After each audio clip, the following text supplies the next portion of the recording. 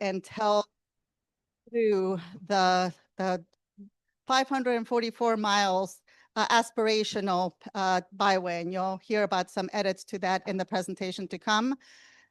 We are very proud of the ground support, the communities that have come out throughout the entire region to get these resolutions passed, which was the most critical, most challenging, maybe not the most challenging, because I think the traffic and safety support might be just as challenging. But it had a lot of communications with every single municipality that it crossed, and that goes from the village level to the city level to the town level and then to the county level. So it's multi-tiered, and Danielle will give you a little more detail on those challenges that we encountered. But the community that came out for this support was truly inspirational. So although we did not accomplish our aspirational 544 miles, the work that has been accomplished is truly inspirational, and it deserves a lot of merit and a lot of applause. Was there anything else to the welcome I was supposed to include? Well, then welcome to New York, and thank you to the Equal Rights Harriet Center for hosting us. Thank you, Karen. And so you have the agendas on your seats. Karen has already done the welcome. And so we'll go over the purpose of the meeting, a small review of the Byway concept, because if you guys are anything like me, you may not remember something that was presented 2 months ago, let alone last year. So we'll do a brief review of what a byway is, et cetera, and some of the things that we did last year. And then we'll talk about the the corridor management plan components that we came up with based on the feedback and input from the communities that we went through and when we had our public meetings last year. And then we will have a facilitated discussion, a call to action, and then adjournment. Okay? So as many of you know, because I see a lot of familiar faces, we had several public meetings last year throughout April to June of last year, where we came and talked to the various communities that would be along the proposed route. And so the purpose of this meeting then is to talk about the corridor management plan, and so that you can see the things that your input in the corridor management plan and give your feedback on it. And so I wanted to do a brief overview of the byway and some of the things that we talked about last year, just as a review. So a New York State byway is a community initiated corridor that has particular statewide interests. So some of you may know the Seaside Byway and some of the other ones, like the Revolutionary War Byway. You may be familiar with that. And so they normally will have, they are representative of either recreational, cultural, natural, historic, archaeological, or scenic. And so, well, all of them are called scenic byways. And so normally the dual focus of a byway will be it's used as a tool for preservation, to make sure that the historic and the scenic view sheds are maintained, because as we'll talk about a little bit later, some of the requirements for communities to be a part of the byway that they have to agree to. But then also there's a huge economic development focus, because what we've seen is that byways bring a lot of money to the communities that they go through and also surrounding communities. And so the Harriet Tubman New York State Byway then is an initiative of the Underground Railroad Consortium of New York State, or IRCNES, that will connect sites related to Harriet Tubman and the Underground Railroad that showcase the freedom seekers' journey throughout New York as a series of heritage tourism experiences. And so one of the things, as you know, one of the features here in New York is that it's a very different story that's being told in Maryland, because in Maryland, it's about escaping. Right. But when you get past Philadelphia and so forth, the story changes. Although there's a lot due to the Fugitive Slave Act and a lot of slave catchers still coming to New York, they weren't quite ever free. However, there was a sense of freedom here, where they developed communities here and so forth. And again, being the historic place where Harriet settled. So The primary intrinsic quality for this particular byway, as we mentioned, is going to be historic, because what it is supporting the fact that Harriet Tubman and the Underground Railroad had significant impact in a legacy here in the community, with themes being family, faith, freedom, and community. Now, those four themes mirror the themes that are in Maryland. And so the ultimate goal of this particular byway is, first, we have to achieve state designation. Then once we achieve state designation, we're going for national designation, and then for an all-American road, which is the superlative in the highest level that you can go towards. That at that time, we are hoping to connect this particular byway to one that's being worked on in New Jersey, as well as Pennsylvania, and then the one that's in Delaware and Maryland. So the ultimate goal is for it to tell the story of Harriet Tubman and the Underground Railroad and freedom seekers from Maryland all the way to Niagara Falls. And then hopefully, once it's an all-American road or a national one, connecting to St. Catharines. So that is the ultimate goal. So when we talk about the byway designation process, this is a lovely image of everything that is involved. So to achieve byway state designation, each state has different protocols that you have to go through in order to achieve designation. And so it is a very detailed process. As you can see in the circle, we are in the develop a corridor management plan process. One of the key things, though, that I'd like to pull out, though, is that the second step after you declare interest in one is public comment and public engagement. Because it is a community-driven concept, it has to be to where community buy-in and community support is at the forefront, because this is your byway. And so in that, community involvement and stakeholder outreach is at the very beginning. So as you can see, again, it's very important in this process. And so other critical things to be aware of, as we slightly touched on earlier, is that in order for a byway to be designated here in New York State, jurisdictional support has to be proven through letters of support signed not only by towns and villages, but also towns, villages, municipalities, but also at the countywide level. Every single level that it goes through, they have to have a letter of support saying that they want this in their community. Okay, it has to be notarized, because then that makes it administration proof. So 50 years, the whole goal is for this to be in perpetuity. So the corridor management plan is a strategic plan that's a 10-year thing, but we know that times change. But in order for it to be designated, there has to be that official buy-in from all of those different levels, so that once it's designated, then it will always, hopefully always be there. So when we talk about a corridor management plan, I slightly mentioned it earlier. So a corridor management plan is really a strategic plan to preserve, enhance, and promote the byway while balancing use and conservation. So again, it's a 10-year strategic plan. And what it does is it gives you a way to, again, achieve byway designation, secure funding. It's a document that you can go, similar to, I always say, a business plan. You go to the bank, you have to have your business plan to say, this is what I plan to do with the money that you will give me. For the DOT, this is what we plan to do with the byway once it's designated. So there has to be a 10-year plan to say, what are your intentions? So the corridor management plan is used to do that, to secure funding, to develop the byway, to market and promote it, as well as stewardship, and then for partnerships and collaborations. And so to date, in 2023, just a review, Erkneys received a New York State EDA tourism grant.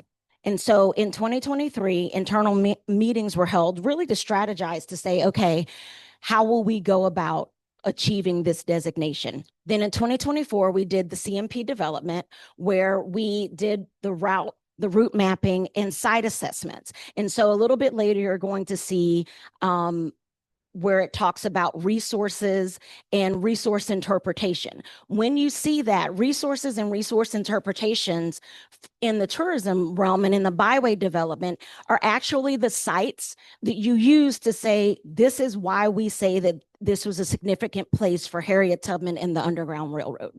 So in order for it to have a historic designation, you have to have proof of it. And so a resource inventory and site assessments were done to say, okay, these are the places that substantiate that, one, she was here, had an interaction with this particular site, but also that this was a site of different areas of the Underground Railroad and of significance.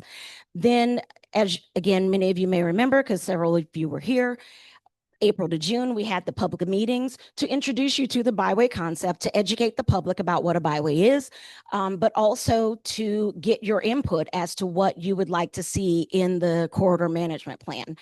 Then we distributed community surveys to see, okay, to get further information and do a deeper dive. Once that was collected, we generated several components for the corridor management plan based on your input. Then this year, 2025, we drafted the corridor management plan components, and we've been collecting letters of support and resolutions of support. So many of you have been involved in that, going to your municipality and making sure that Auburn was a part of the route. And so we'll talk a little bit about that later, but thank you for everyone that participated thus far in it. And so now we're in the part of public engagement where we come back to you to say, okay, these are the things that you told us. This is how we incorporated everything that you said, and to get your feedback on that. Okay. So key components of the corridor management plan. Again, I just touched on resources and resources interpretation. Again, this isn't natural resources, but these are the sites and documentation to say that this is something that supports that Harriet Tubman and the Underground Railroad activity happened here. A stewardship plan, because how are you going to take care of it for 10 years?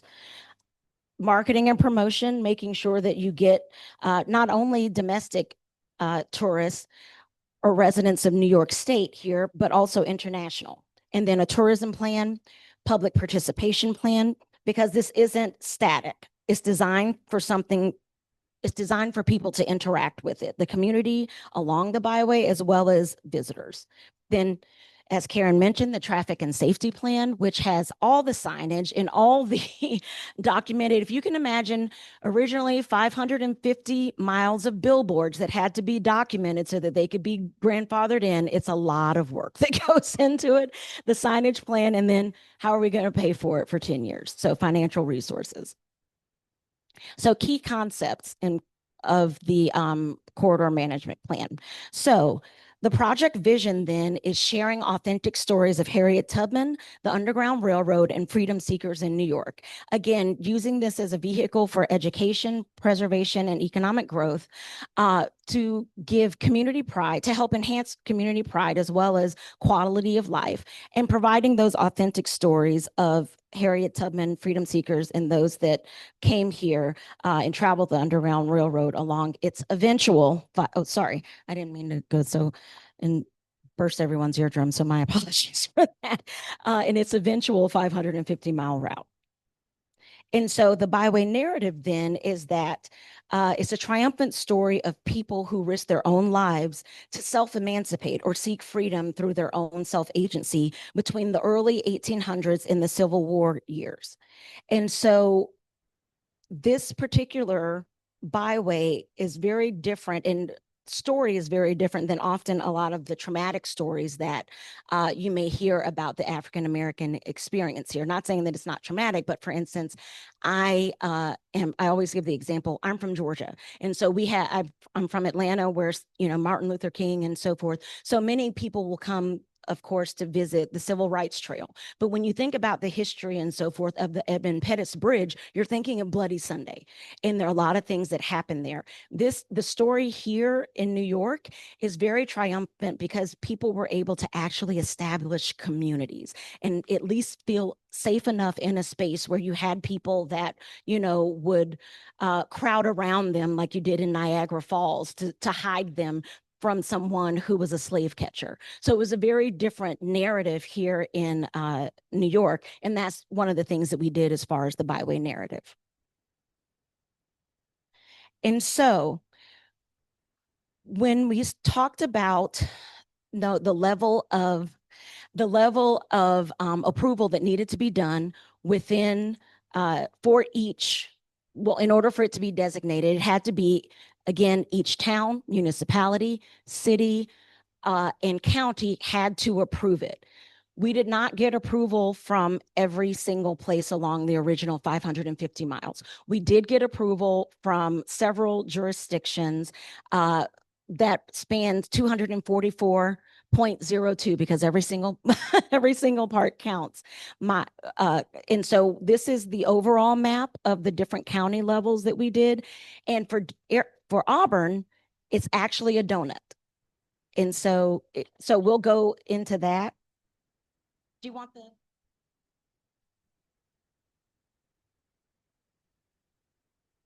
I really don't need a microphone, but for the purposes of recording, as Danielle said, this goes through 22 counties, our original trail, 174 jurisdictions.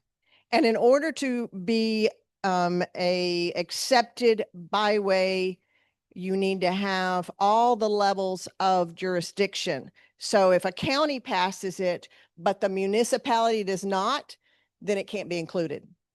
If a municipality passes it, but a county has not, then it still can't be included. So it has to have all the layers of acceptance before it can be included.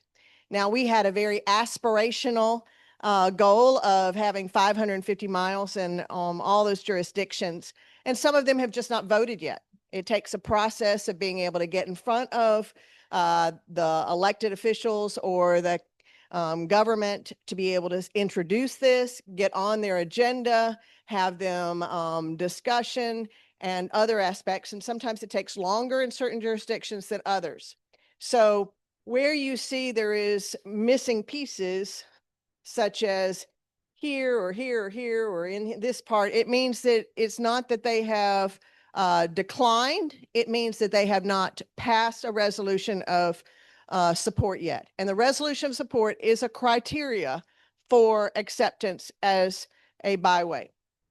Now, what we have come up with is that there are 9 segments that we are going to suggest for designation. Now, this makes it where it's a partial byway, but those are it respects the jurisdictions who went the heavy lift. It means that they've gone through and accepted all of those aspects and have been accomplished those designations. And we want to respect that and reward that. So that's why we are going with segments of a byway rather than waiting for the entire route. So this first phase is for 9 segments. The first one, let's go to the next. The first is in the Bronx. The county and the jurisdictions have passed. So we have a resource that has been identified in the Bronx that will be part of that contributing. Next one. This actually is the city of Hudson in Columbia County. This is on the Hudson River Valley. Significant because of its relationship to the Hudson River, but also relationship to Underground Railroad locations and also to the transportation and the railroad. This actually where the county has accepted and sent a resolution, and 2 other jurisdictions have, but we've got pockets, and so it doesn't make a linear route. So that's why the city of Hudson is kind of being isolated as one of those sections. Montgomery County, all of Montgomery County passed it, but we have this little area in red called Glenn that decided not to participate. And so the byway route had to be reset. So rather than going 5 south as what we originally planned, we're now going on 5, which is actually part of the Revolutionary War byway. And then we'll come back down and join 5 south in Kendra. Yeah. So that includes, and then the next is Madison County, which includes Peterborough, which is very important. And so, one of the things that we were looking at first and foremost when we started mapping this byway more than a year ago was making sure that we did include travel with Tubman sites that have been designated by the National Park Service that were through this 1800 to 1865 or 1861 time period. And so that includes obviously the Garrett Smith House, a historic landmark, and that's why there is that dip into Peterborough. Next. And then there's the city of Auburn will be our second segment that is just a city municipality.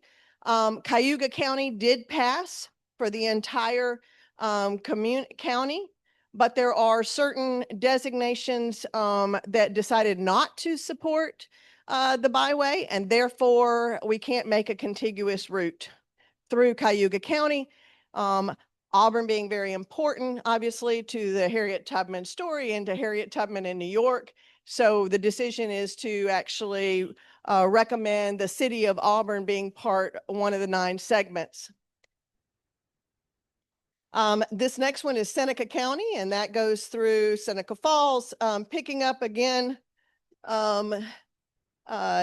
north of the Cayuga Seneca County border and going through to the from border to border in the county itself. Next.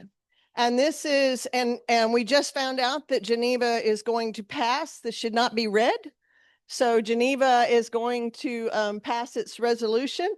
They, I think, vote on Wednesday, but we just heard that they needed an amendment. And so fingers crossed that that does go through, but that will make it where it'll be a continuous route now from Seneca County on into Ontario and Wayne counties. And so that's another segment. And then we have one of our longest segments, which is in Monroe and Orleans and Niagara County, which has all adopted and passed resolutions. And then finally, going from Niagara counties down into Erie County for Buffalo, and then back out to Niagara Falls at the end of the state. So those are the 9 areas. Anybody have questions about the proposed segments? Yes, sir. Oh.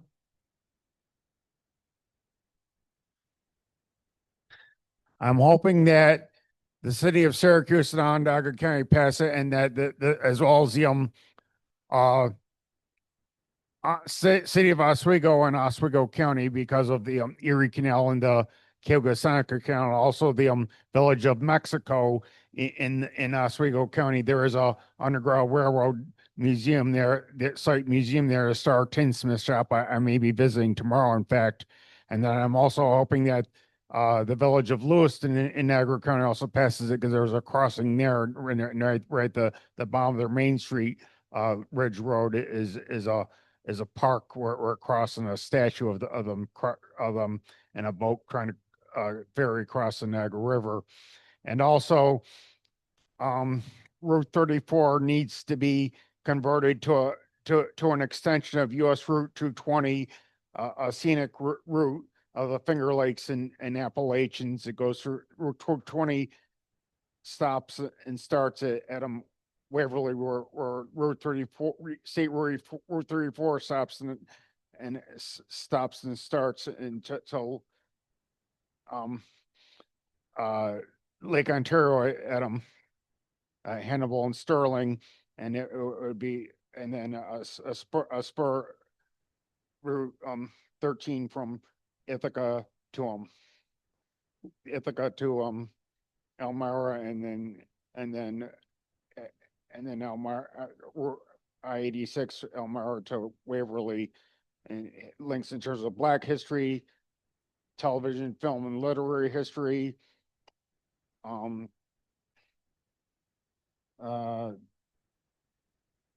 Railroad history, canal history. Um,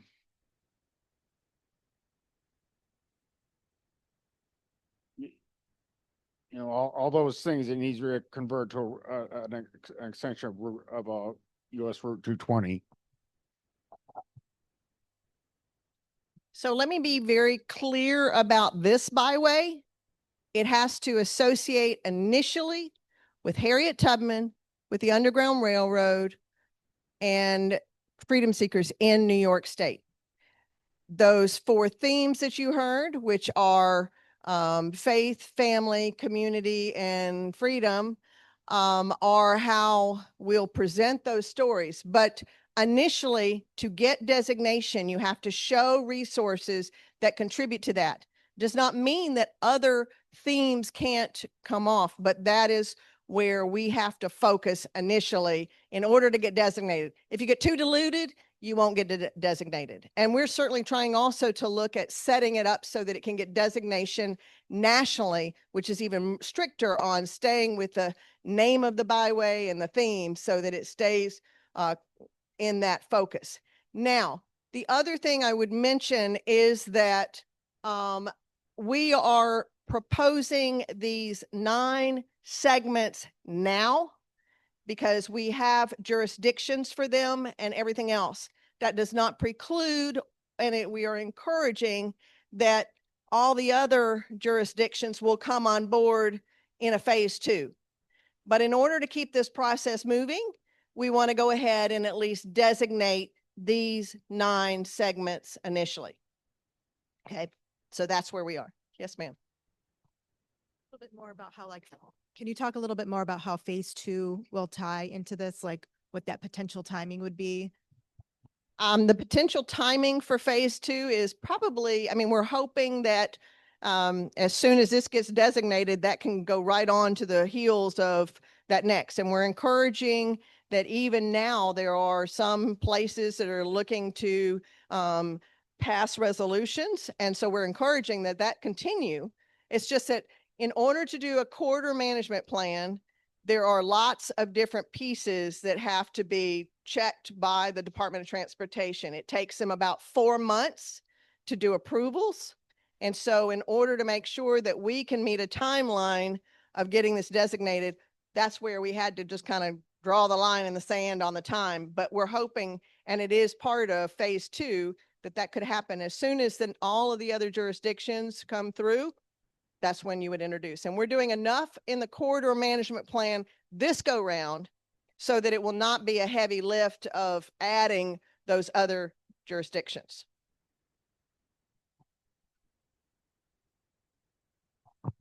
That, and when we're talking about the timeline for phase 2 for the designation, again, it takes 4 months for DOT, but also keep in mind that once this receives approval from DOT and the Scenic Byway, it then has to go to New York State government, to the legislature, as well as to your Senate.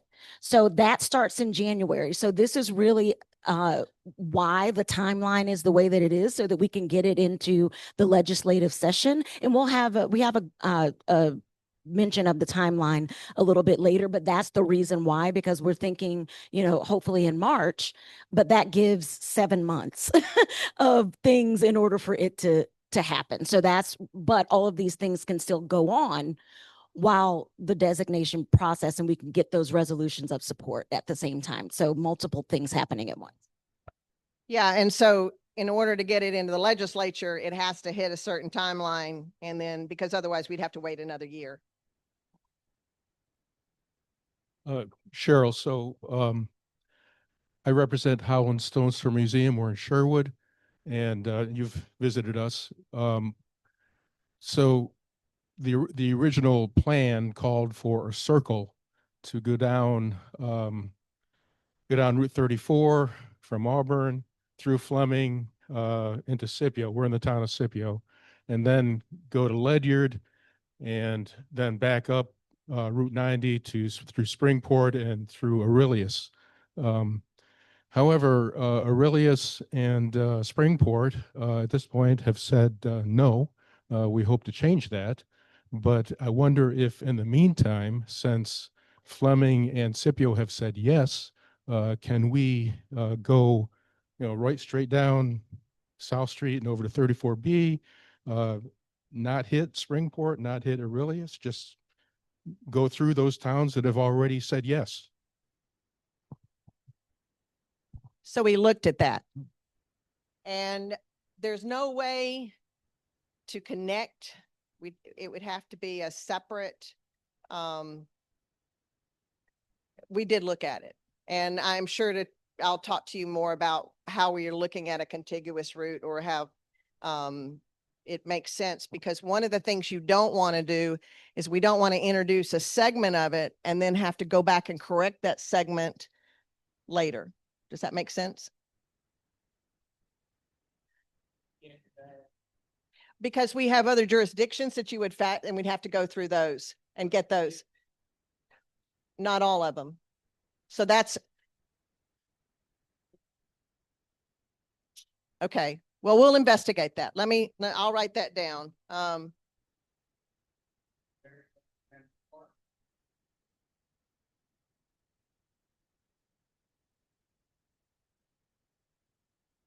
So I know last week we were looking at whether that could happen as a separate loop, and there was something that there's another jurisdiction or something that we were looking at that would make it where you'd still have to either go and try and get another jurisdiction or something. But we can talk about that offline, but I'll write it down now.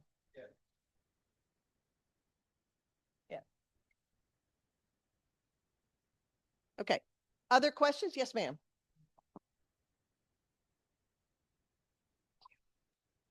I'm just curious as to why a municipality would not want to be on the Segway or the Byway.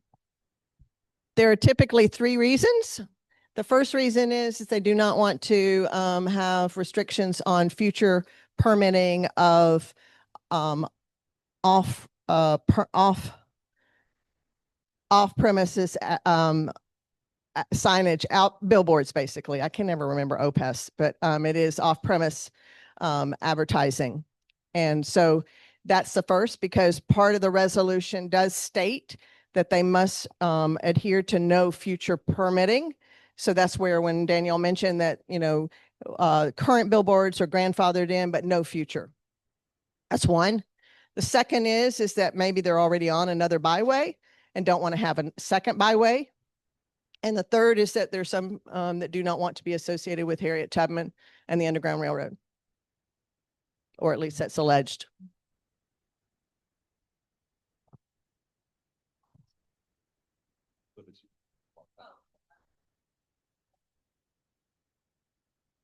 Question is, you talked about phase 2.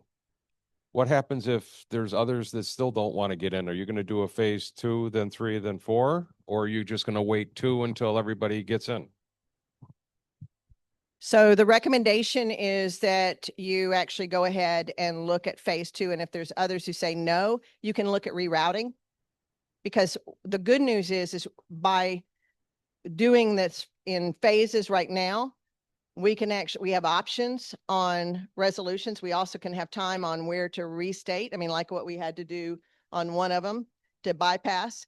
You give yourself some time to do that. So the goal is that in phase 2, you have maybe 3/4, if not all, but that you go ahead and you reward those people so that they can be a part of the byway itself. Yeah, probably, maybe. I would hope, maybe not, but if that's necessary, that's part of what the planning group will decide. It's there. And this is not an unusual precedent. DOT has accepted byways in segments before. So we've already talked to DOT about this so that they are aware. The proposal is going to come in for 9 segments now, and also where there is just a city municipality rather than a whole county. So this is not, we're trying to make sure that we're giving ourselves as much opportunity as possible, but this at least gets the go ahead. So.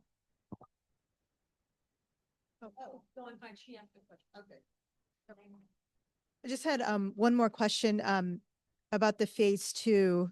Because I do, obviously want other municipalities to be included, but will it cause like rework to, like, for example, promotional materials or anything like that, adding additional municipalities? Like, for example, like if we made promo material that was like a map, would we have to make like new maps and things like that? I'm just like curious how the incorporation. Well, with this is a 10-year plan. So once new people are designated, she's asking whether or not new marketing materials and maps and so forth would need to be generated. And so eventually, yes, but it may not be.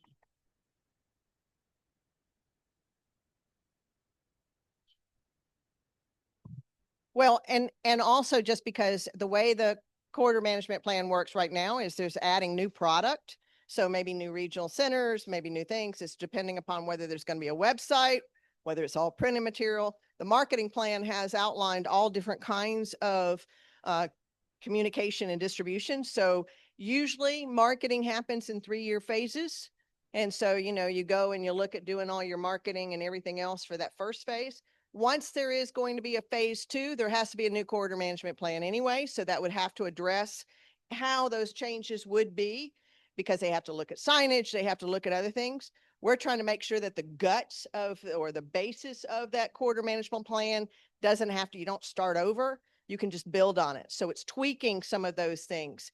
It's also going to be where there's a committee who's going to be making sure that those kinds of engagement opportunities and looking at what's the best outlets, what can we update immediately, what can we do from signage, what can we do from window clings, whatever that marketing is.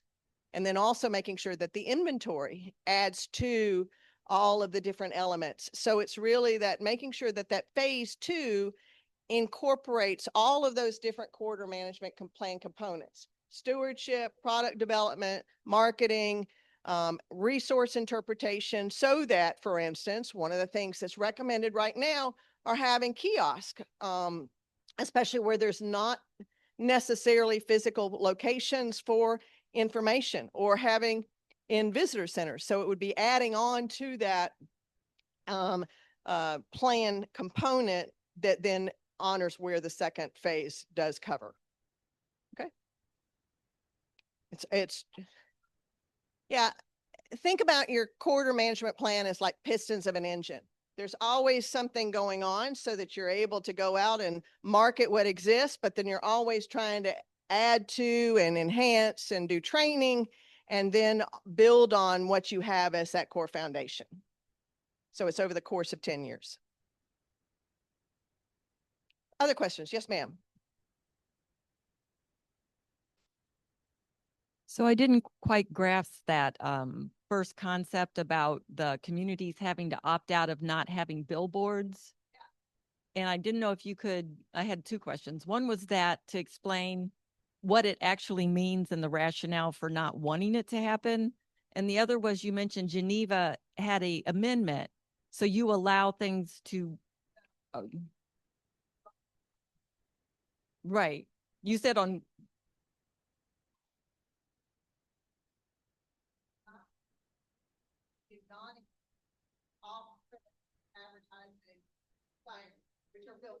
okay. So now they're having to go back and do an amendment saying that, yes, we agree to this stipulation that we will not permit any new off-premise advertising. Okay. So I thought they were doing, I thought it was the other way. And then, yeah. So we can't accept it because we have to submit all of those resolutions of support. They have to be physically in hand. They have to be notarized. They have to have, signatures. They have to be all official. And it's not for just now. This is a byway that once it goes into law is really around in perpetuity. So it's making sure that whatever future administration there is in your jurisdiction adheres to these regulations. And these are not put forth, these are put forth by DOT. And it's also because they follow Federal Highway Administration guidelines as well. So this is a stipulation. For a point of clarification, the off-premise advertising only counts on that stretch of the road. So it doesn't mean that Cayuga County signs this resolution, there can't be any off-premise advertising in all of Cayuga County, only on the physical road where the scenic byway is going to go through. That's it. Yep, just that designation. It is, I'll have to get the exact number. It does have, I think it's 300 feet, but I'm not sure. Yes. Why what is the purpose of the exclusion of billboarding? I think that's. So the exclusion is because this was originally scenic byways. And when this was actually introduced 30 years ago, it was really to make sure that the intrinsic quality and the intent of getting off of an interstate and onto a back road was then scenic. And scenic is one of the intrinsic qualities, but it's that also any historic, recreational, or any other intrinsic quality that is guiding your byway still needs to adhere to that component of scenic. And so every byway that New York has that stipulation. Anyone else? Because I know Daniel's got a few more things to go through, but we wanted to get the whole idea of the route, the 9 segments out. And I just want to say thank you. You know, Cayuga County overall came in as a county and gave a resolution. It's just now these few other outliers that have not. So Thank you, Cheryl. And thank you everyone for your comments.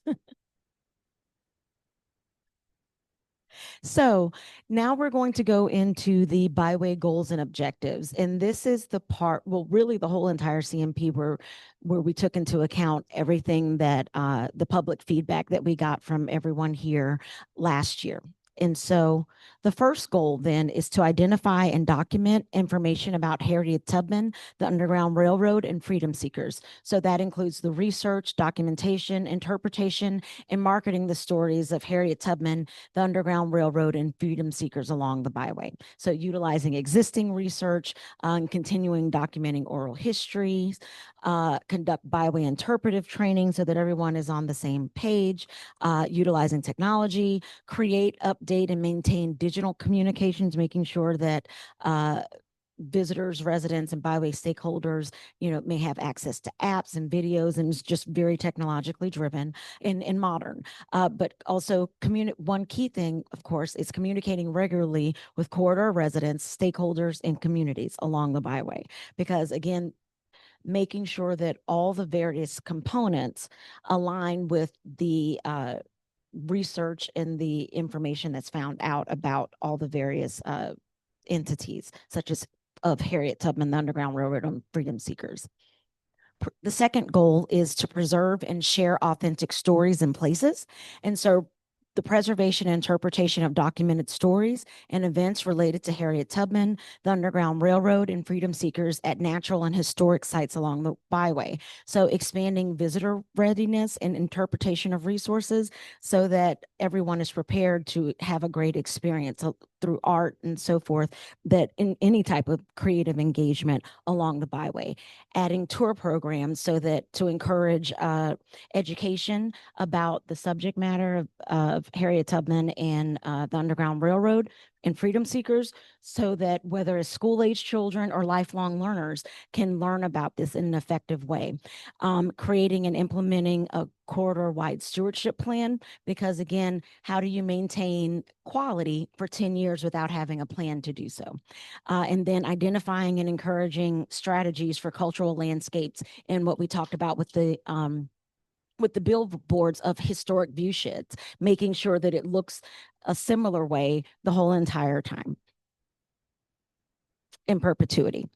And so goal number 3 is developing new authentic experiences. So the second one was maintaining, but then developing new experiences so that this is an ever changing and constantly updated type of interpretation. So developing authentic and informative experiences to engage the Byway user in diverse stories about Harriet Tubman, freedom seekers, and the Underground Railroad. So developing, as Cheryl mentioned, developing regional and thematic interpretive centers and kiosks for visitor awareness, multimodal interpretive programs. We've had several people this is our third meeting in 2 days. And so we have 2 additional meetings. We have 3 additional meetings, and I anticipate that we'll have people come and say, oh my gosh, there were a lot of people that interacted with Harriet traveled via train and as well as use the Erie Canal. There were a lot of freedom seekers that use different ways of seeking their freedom. And so we included multimodal ways to tell all those stories that we know occurred here in New York. And so again, train, water, and bicycle visitors. My young lady back there, who's a bicycle person, who was talking to Karen about cycling through through New York. So we have things about bicycle visitors. Conducting interpretive training sites, again, to expand local education. And then one key point that we heard throughout several of the meetings, of course, involved the African American communities along the Byway. And so encouraging the collaboration with African American communities and prioritization of Black-owned businesses along the Byway. One question that we repeatedly received concerned, one statement was, well, this doesn't necessarily go through the African American communities in our city. But as we are all very aware, communities change. Similar to Harlem used to be an all African American community, the Shaw District in DC is now no longer that. Demographics change. So we put the type of wording that we use was so that no matter how a community may change, still encouraging the collaboration and visibility of Black-owned businesses, since it's a historic story about African-American experience. So for visitors and providing local benefits and economic impact. Marketing of the Byway. Market the Byway to attract visitors and their spending to communities, sites, and businesses along the route for increased annual economic impact and positive Byway brand recognition. So again, creating a marketing plan and utilizing marketing techniques and tools to attract both domestic and international visitors. And residents. And so when we talk about domestic, we all know that a lot of people in New York may not know the history of Harriet Tubman and the Underground Railroad and her presence here within this lovely state. So a lot of international visitors, because this is a human story of overcoming adversity and courage. And so many international visitors, I'm sure that you already have them, come to hear the story and talk about what took place here.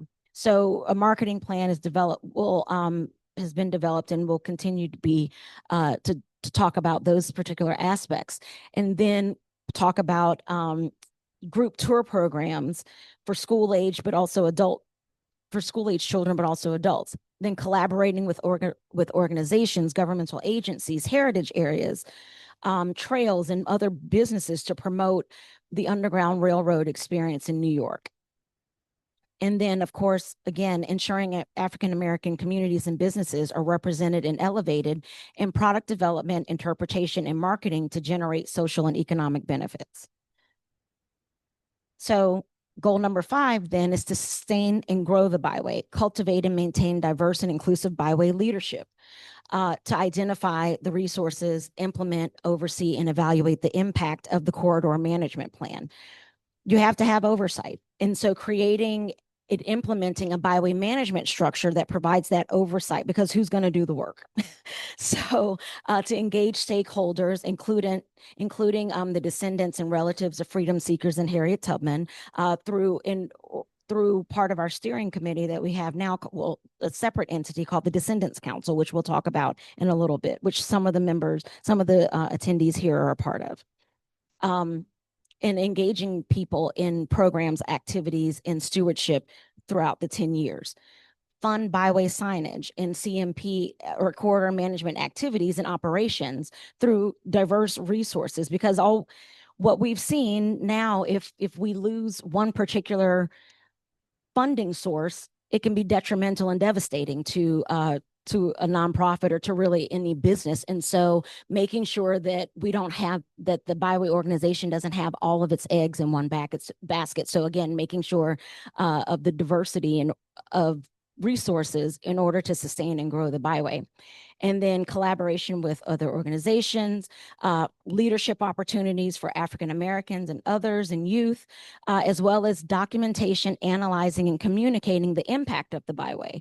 Because as we know, a lot of times, if there are no numbers associated with it, people don't really see the value in it. And so documentation is very critical to this so that people can see how valuable this is, especially if we're going for the 9 segments. It could be used as a tool to get other segments on who may have been, okay, well, maybe not proof of concept, and they want to see the numbers. If we'll talk about the economic impact of other byways, of the Harriet Tubman Byway in Maryland, and if your community is missing out on $1 billion, your citizens tend to pay attention to that, but you can't find that out unless you document. So the proposed organizational structure then is that after post designation in phase 1, the Harriet Tubman Underground Railroad New York Byway organization will be formed. It'll be a subsidiary of the Niagara Falls National Heritage Area. The staff will be volunteer staff and on loan. Again, it will have a steering committee, the Descendants Council, and various committees dealing with tourism, interpretation, marketing, stewardship, and advocacy as that other cog to continue engaging people along the Byway route where their resolutions of support haven't come in order to obtain those, but also to make sure that community is engaged and we're getting feedback as to how the Byway is doing in their community and so forth. So that is part of the advocacy committee, but also, again, stewardship. It will need to be maintained. It'll need to be cleaned. It'll need to make sure that everything is has similar quality. So, and then in phase 2, we're always hope for funding secured to hire staff. And so in phase 2, if there's funding there, executive director, as well as people in development. And then because of the scope of a Byway at that point, we're hoping that the majority of the 550 miles will have been designated, or at least proposed, having regional representatives, because again, as we know, what's needed here in Auburn may not be needed in Hudson. And so making sure that the various regions have people that can make their voices heard as to how they engage with the Byway, but also as to what's needed in their area. So Byway support that we have received. So we have received 91 resolutions of support from towns, counties, or municipalities. And in total, which we're very proud of the 550, we have 244.02 miles that have demonstrated support for the Byway traversing their communities. So that's a huge accomplishment. So we're very proud of everyone that took part in that, and thank you, and very appreciative of everyone that took part in that.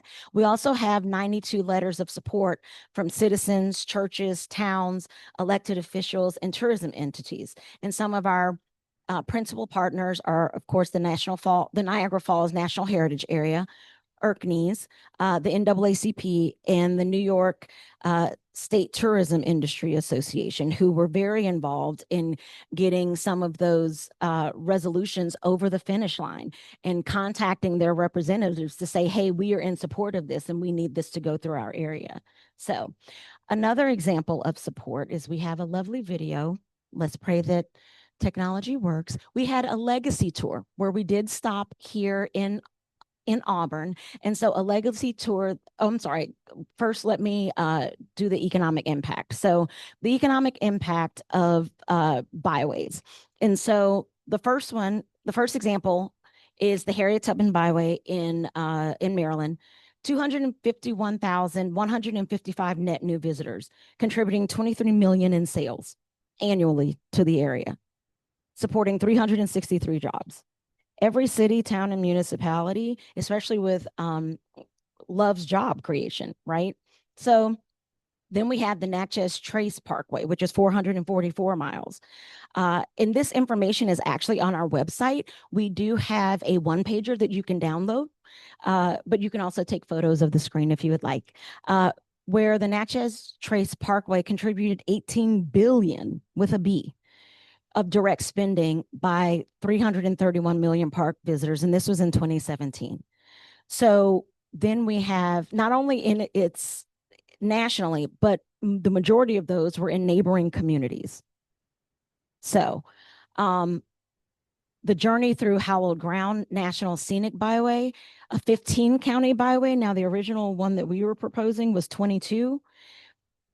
Generates $1.06 billion in total business sales, more than 6,500 jobs. And that's a lot of jobs for a region. That's a lot of jobs for anywhere. An increase of approximately 165.1 million in earnings. And so when we talk about the proven economic benefits of a byway and documenting that and making sure that we have these numbers also to go back to everyone to say, okay, thank you for participating in this. You know, I know that you may have seen an increase in your business. You've seen more foot traffic, but this is how we've been able to trace this and how it's actually helped.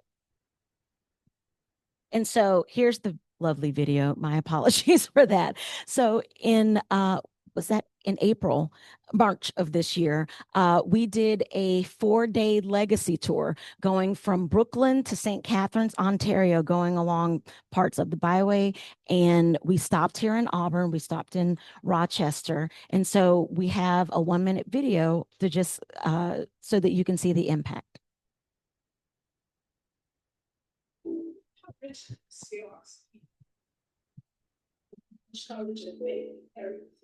We don't even know. Well, I'll just have to go out and say that must be here right now.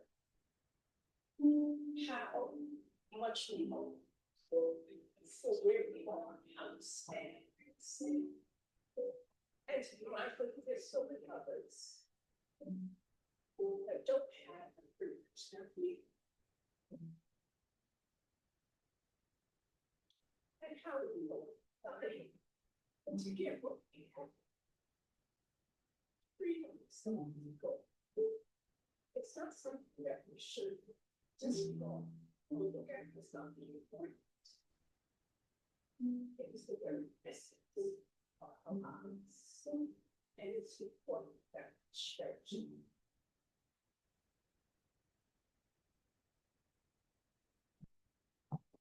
So just wanted to take a minute to thank everyone in the room that participated in the legacy tour, and you know, also a huge shout out to Assembly Member Stephanie Zinnerman of the 56th District in Brooklyn, and also a member of the Brooklyn branch of the NAACP who helped facilitate that tour. It's a proof of concept that what we are doing can affect people and impact people and bring all of the stories of the organizations represented in this room and along all of the byway to new audiences. And I was one of the ones that that was in a lovely bus, and it was actually a great experience. I hadn't been in a bus tour really since my family reunion, and I wasn't sure how I was going to love it, but I actually loved it. It was amazing seeing all the sites, but also interacting with the people, and those people spent money in the communities that we visited. There were lots of t-shirts bought, lots of souvenirs bought, and lots of food eaten. And so these are the types of things that byways do. They bring really love to areas that may not get to see tourists a lot, and it spreads it all throughout the state, not just in the major central parts that people go to. And so it was really wonderful being able to see that firsthand. And to realize, you know, that this was just the start of that. And so once we achieve designation, once we get all the approvals, then, you know, that there will be more of that. So what then is needed? No. So of the public meeting locations that we have, Buffalo and here in Auburn, and then Rochester have approved. And of the byway going through their jurisdictions. And so make your voices heard, provide a letter of support from either you or your organization. You may have seen that we have draft letters of support in your chairs there, along with your note card. And you can turn those in to us. We can just cut off the draft part if you wanted to just sign it, if you're in favor of the byway, to just show additional support. But we also have pledges of support for implementation once the byway is designated. We have a letter of participation saying, okay, well, we want to do this particular thing. Because saying that you support something is one thing, but saying, volunteering time or volunteering an event space or something to hold lectures, to hold different meetings, such as here with the Equal Rights Center. Those are the things that will also be needed once designation occurs. So if you want a festival to be in your backyard or in your parking lot, if you are part of that type of organization, then those are the types of things that's needed. If you're a member of a fraternity, sorority, Rotary Club, and you want to help clean up the byway and the Adopt a Highway program, again, these are the types of examples of things that will be needed once the byway is designated. And all those things would be included, the letter of support and letter of participation, into the packet for DOT to see that the community really is behind this and that there's some meat to it. There's some skin in the game, not just verbal, but this is what we're willing to do to have this in our community. This is how much we support this. And so here we have the byway designation timeline. In March, we finalized the corridor management components. June and July, we are now getting the public feedback on the corridor management plan. For the components, let me go back a little. I put on the chairs the actual draft corridor management plan. If you'd like, if you could just pass that around so that people can see. It is not totally complete, obviously, because we are here getting your feedback. And so it won't be finalized until after we're able to incorporate that. So right now it's about 80 pages and that's without all of the appendices. And so as you can imagine, is going to be well over 100 pages once everything is detailed. And so you can view that, but we'll also have it on our website, which I'll post the information to in a little bit. Did you have a question about the timeline? It's not there yet. Yeah. Sure. I really don't. We were going to have it on the website now, but we got a lot of really important feedback from the steering committee.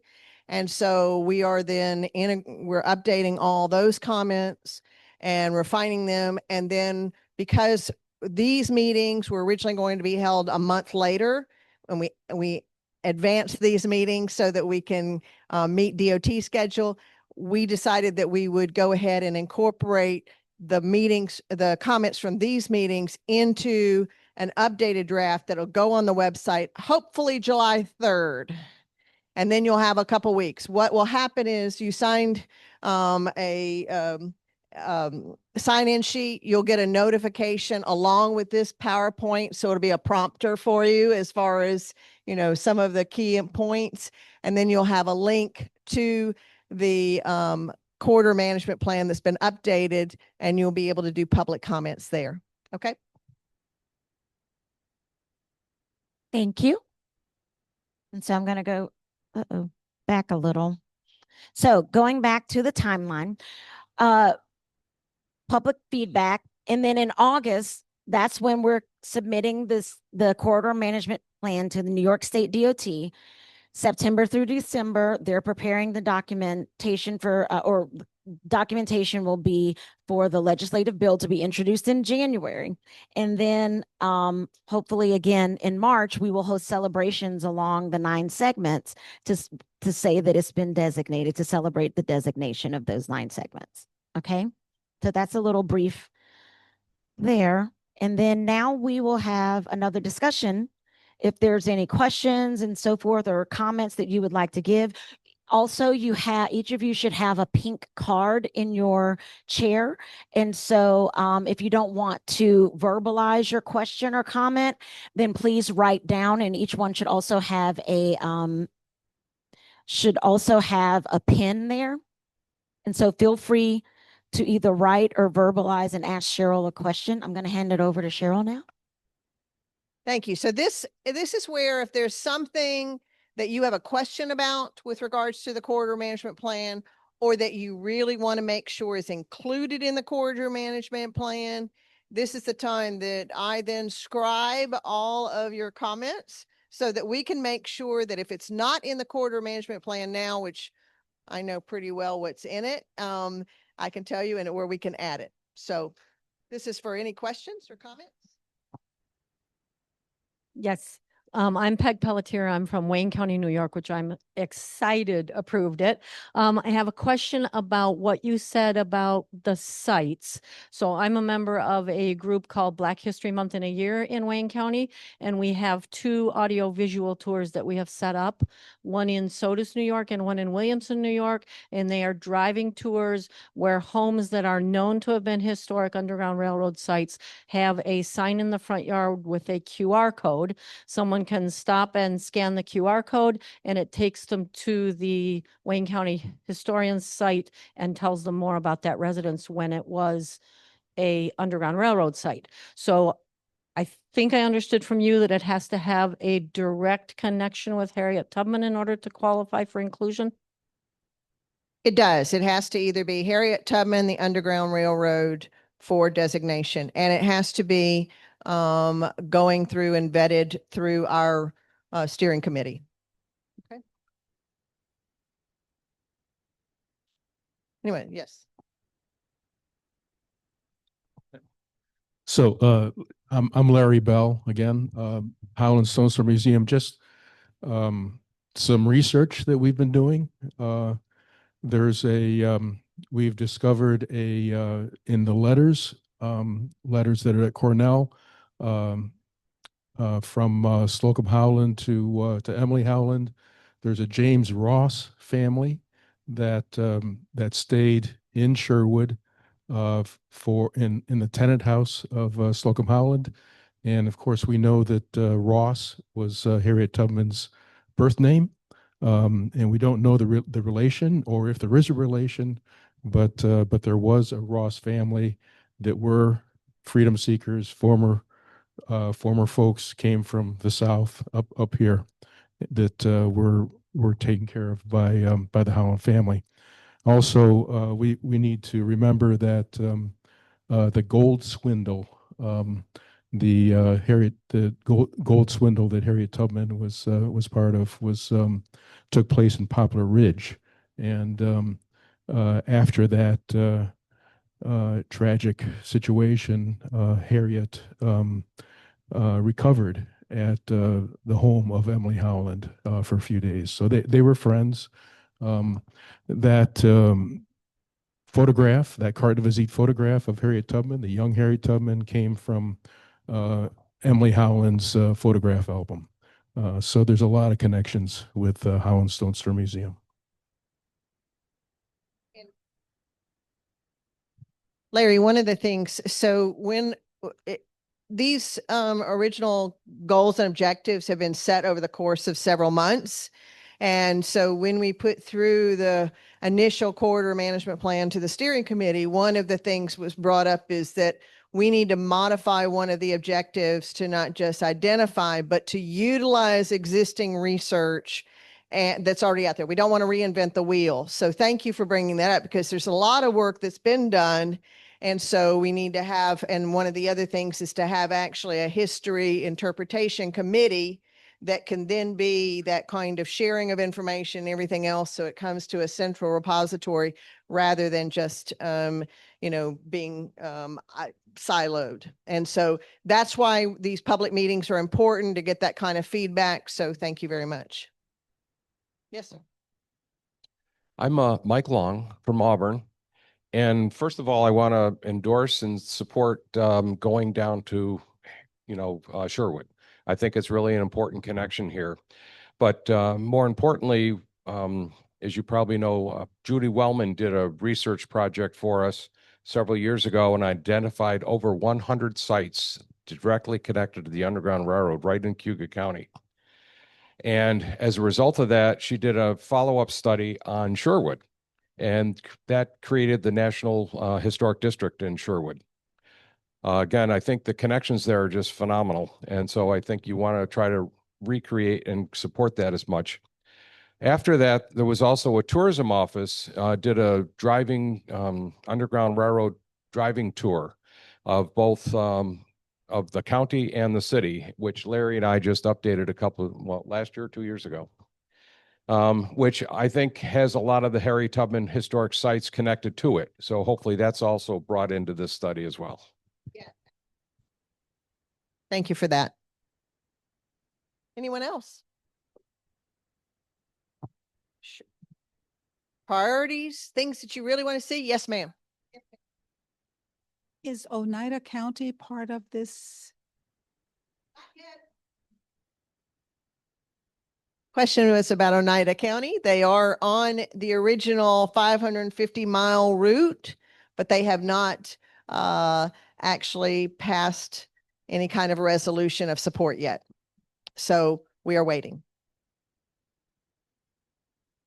I have to, can you pull it up? Nikita, hi. Any jurisdiction in Oneida County that has passed a resolution? There is one. So, but we can.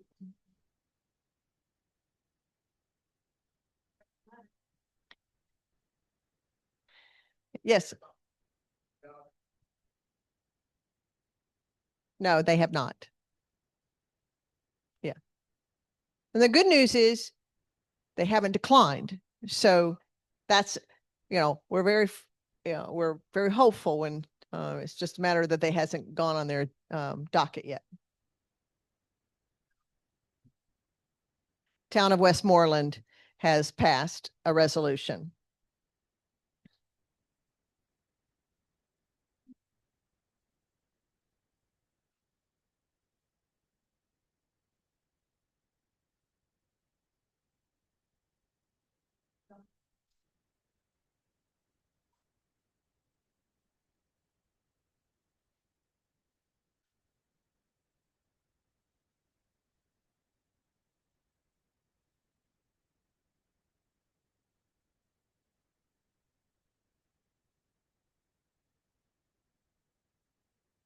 Okay.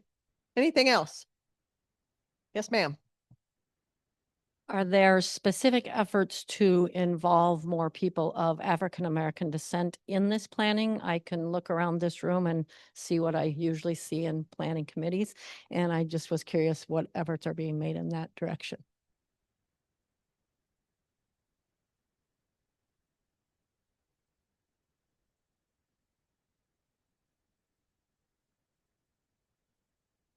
You want to answer that, Saladin?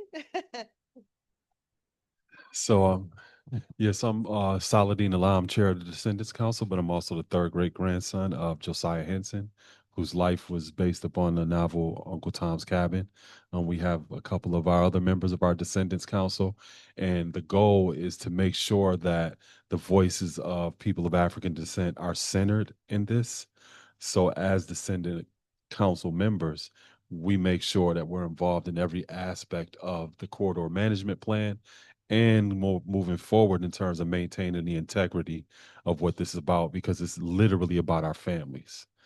So we want to make sure that we're central to this whole project. And additionally, if you all know people who are descendants of actual freedom seekers, I would appreciate it if you would, connect them to us, because we're striving to continually build this network of people that are central to this work.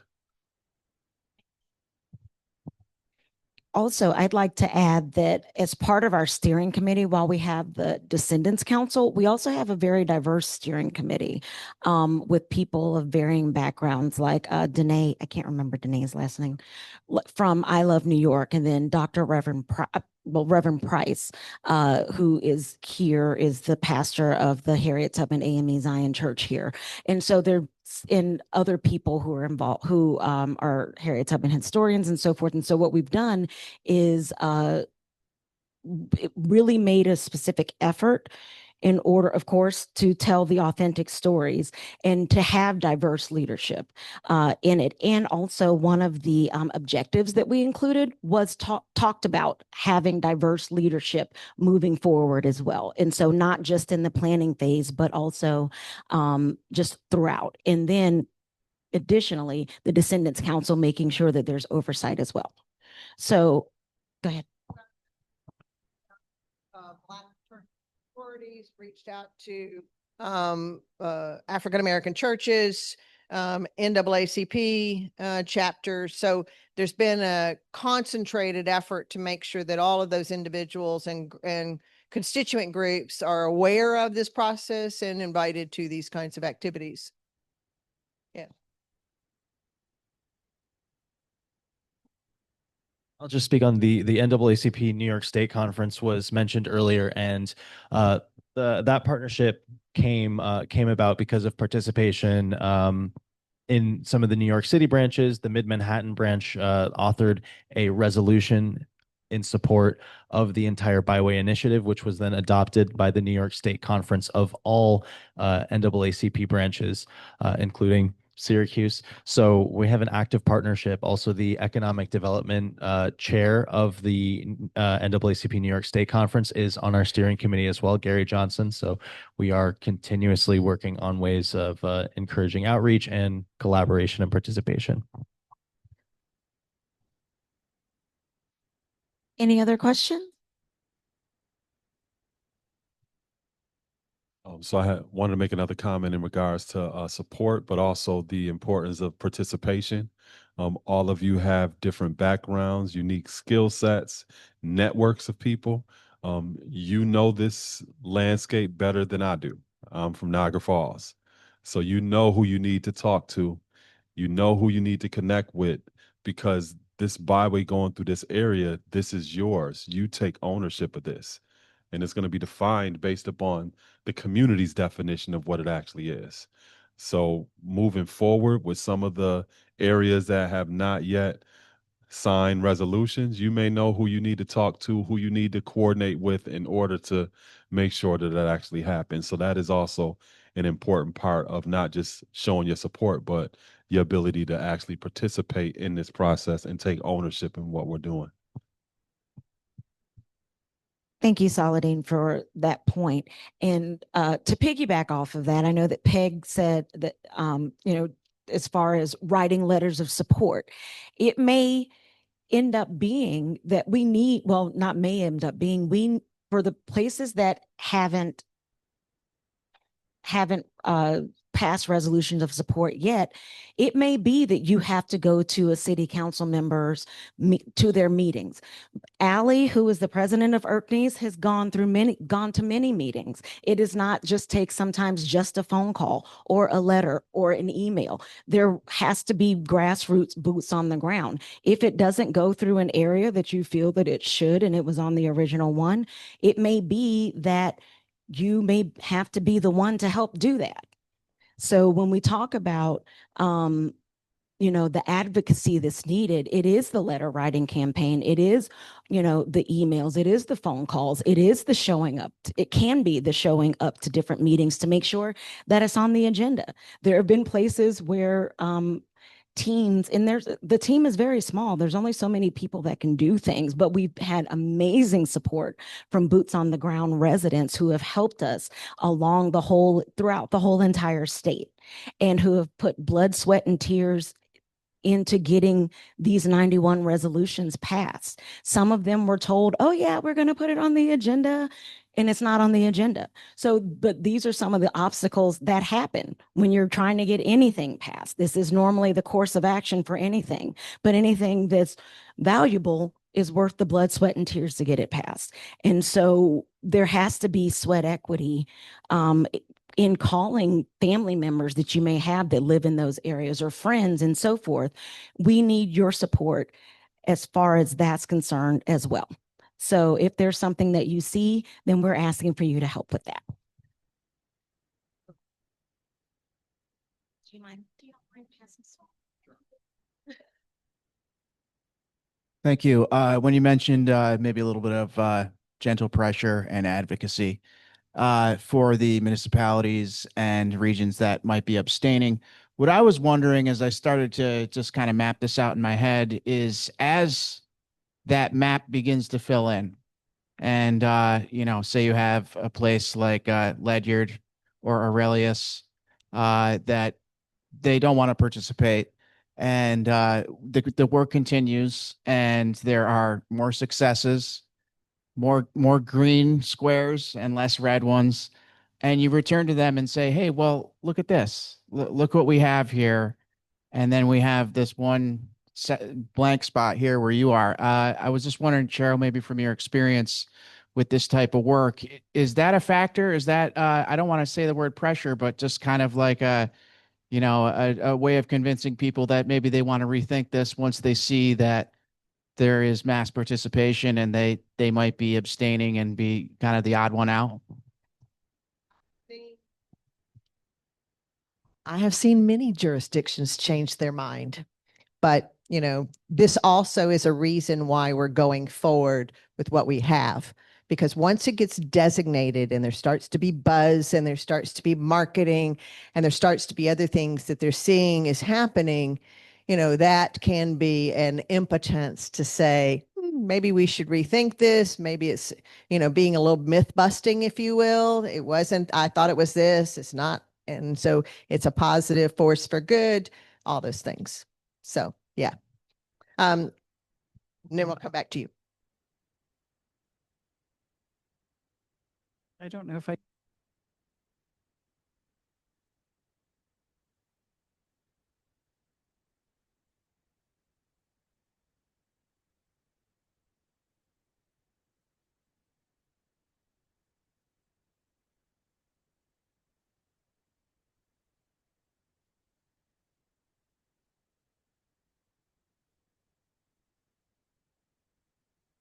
Check 1, 2.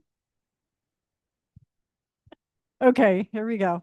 Okay, so we're from small rural Madison County, and we did get all of our resolutions, and it did take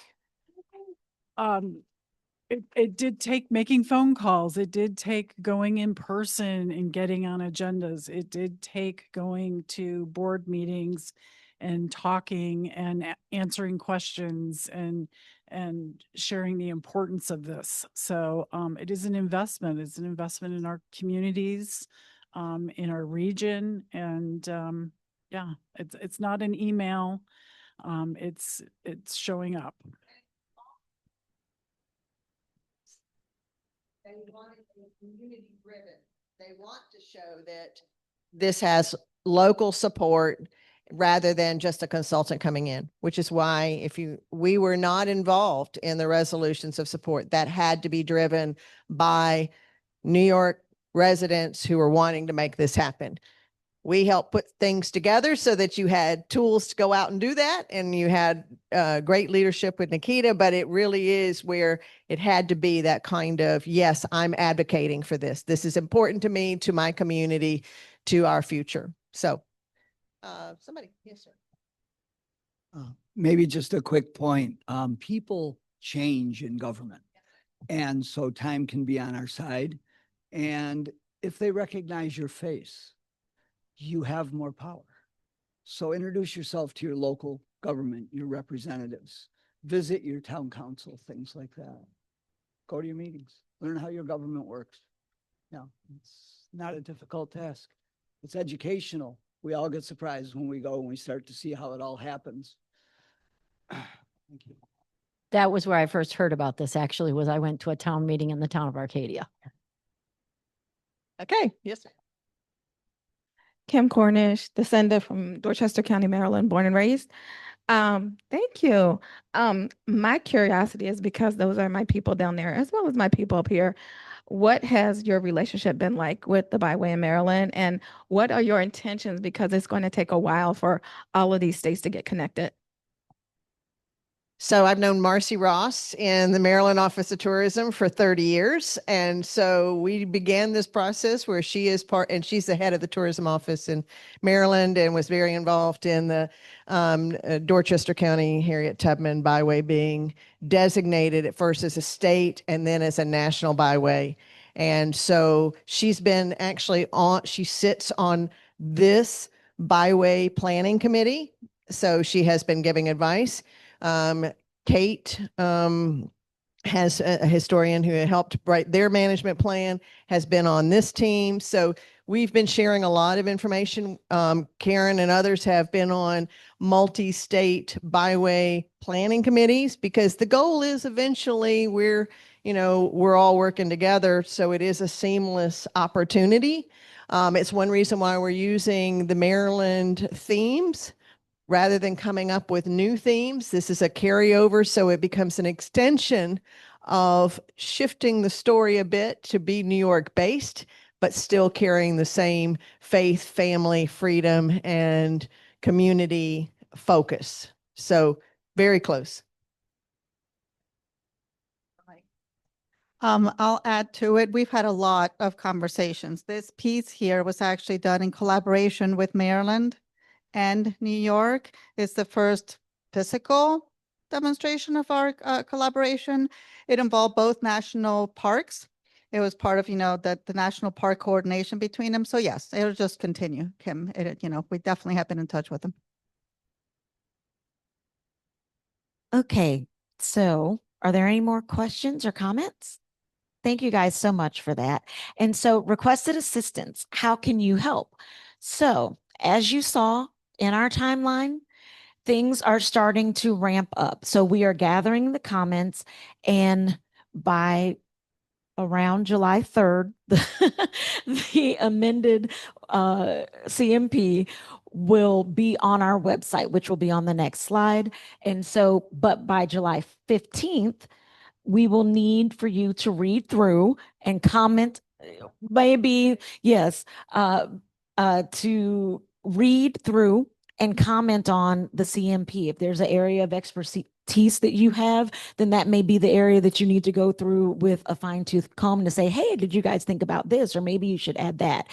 For instance, if you're a tourism person, or if you are, into stewardship, how then, these are some of the programs that we have here locally that we do for stewardship. Maybe you guys could use this as well. So read and comment on the CMP. There is an outline and so you don't have to read. We hope that you read through everything, but if you have a particular area and don't have time over the 4th, then, you can just kind of section out your part. So provide letters of support for the byway to include in the CMP. Again, those are in your chair. If you want to sign that, if this is something that you're in support of, you can sign it and we'll just cut off the draft part. And then commit to participation after the byway is designated. We have a letter of participation. I have a copy of it, a draft copy, so you can see what it involves, but that you can download from the website, sign your organization's name, as well as put it on organizational letterhead. And then for round 2, because again, it is a separate cog, if you know of areas or if you live in an area that hasn't passed it yet, please continue contacting your local leaders so that it can get passed. Okay.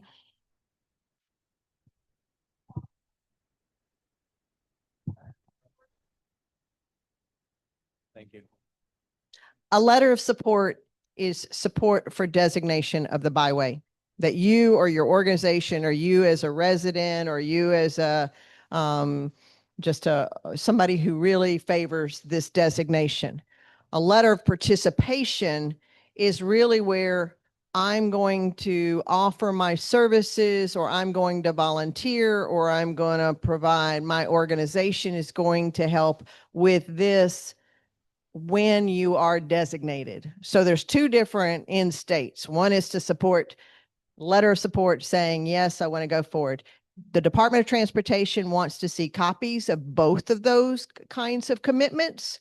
So that's why we are making the appeal now, because what we do is then we say, well, we've got, all of these letters from different people from across the state across from these jurisdictions, across from the 9 segments that are saying, yes, we support this, because again, it's not from the official and high level, it's a community level that DOT is looking for letters of support.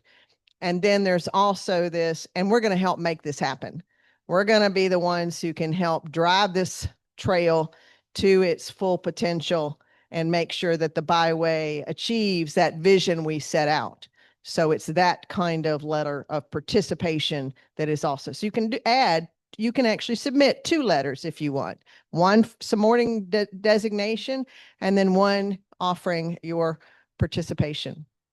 And that can be in kind. It can be, donations. It can be, whatever you want to do, but it is showing that that kind of support and participation continues.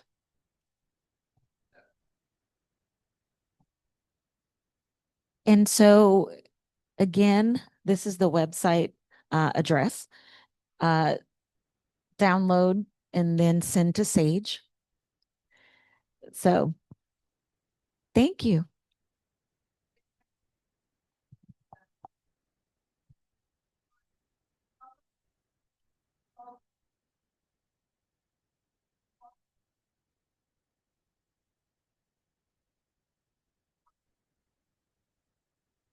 Technically, we have a person who is dedicated to collecting the cards, and I will do that as well. So, Miss Anusha, okay, your job is ready. Come on.